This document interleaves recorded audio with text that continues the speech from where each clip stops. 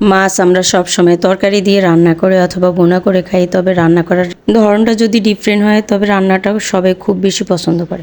আসসালামু আলাইকুম ভিউয়ার্স, তো আজকে কি রেসিপি নিয়ে হাজির হলাম দেখতে হলে আমার সাথেই থাকুন আর আমার ফুল ভিডিও দেখুন। ভিডিও ভালো লাগলে অবশ্যই ভিডিও দেখে লাইক কমেন্ট করবেন। তো আজকে দই কাতলা রেসিপি করব। দই কাতলা রেসিপির জন্য এখানে আমি কি নিলাম, এখানে 6টা কাঁচামরিচ নিলাম, 1 কাপ পেঁয়াজ কুচি দিয়ে পেঁয়াজগুলোর আমি ব্লেন্ডার করে নিব। রেসিপিটা কিন্তু ভীষণ মজার একটা রেসিপি। তো আমার পেঁয়াজ ব্লেন্ডার করা শেষ। এবার হচ্ছে আমি 3 রকমের বাদাম ব্লেন্ডার করে নিব। কাজু বাদাম, পেস্তা বাদাম আর হচ্ছে কাঠবাদাম, এই 3 রকমের বাদাম আমি সামান্য পানি দিয়ে ব্লেন্ড করে নিব। এখানে আমি 15টা বাদাম নিচ্ছি। তো আমার বাদামটা ব্লেন্ডার করা হয়ে গেছে। বাদামটা খুব সুন্দরভাবে ব্লেন্ড করে নিতে হবে। দই কাতলার জন্য এখানে আমি 5 পিস মাছ নিছি।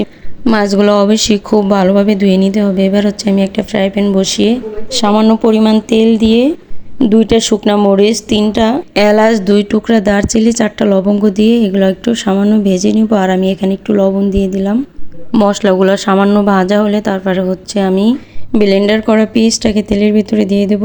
পেঁয়াজের পেস্টটা দেওয়ার পরে অবশ্যই জালটা একদম মিডিয়াম আঁচে রাখতে হবে। আর সামান্য একটু লবণ দিলে কি হয়, তেলটা একটু কম ছিটে। এখানে আমি 1 চামচ আদা বাটা আর 2 চামচ রসুন বাটা দিলাম।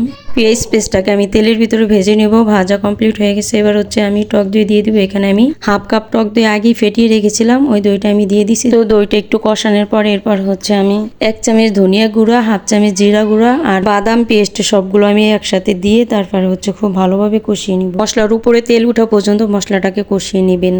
মশলাটা তেলের ভিতর কষানো হলে তারপরে সামান্য পানি দিয়ে মশলাগুলোকে ভালোভাবে কষিয়ে নিতে হবে।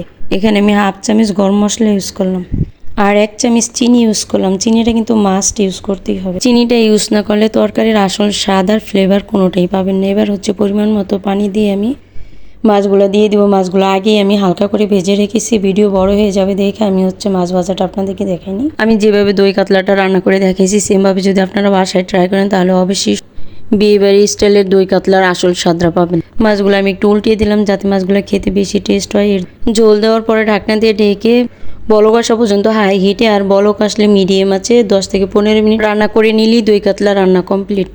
আমি এখানে সামান্য ধনিয়া পাতা ইউজ করছি, আপনারা চাইলে স্কিপ করতে পারেন। এই যে আমার রান্নাটা কমপ্লিট হয়ে গেছে। ভিডিও ভালো লাগলে লাইক কমেন্ট শেয়ার করবেন।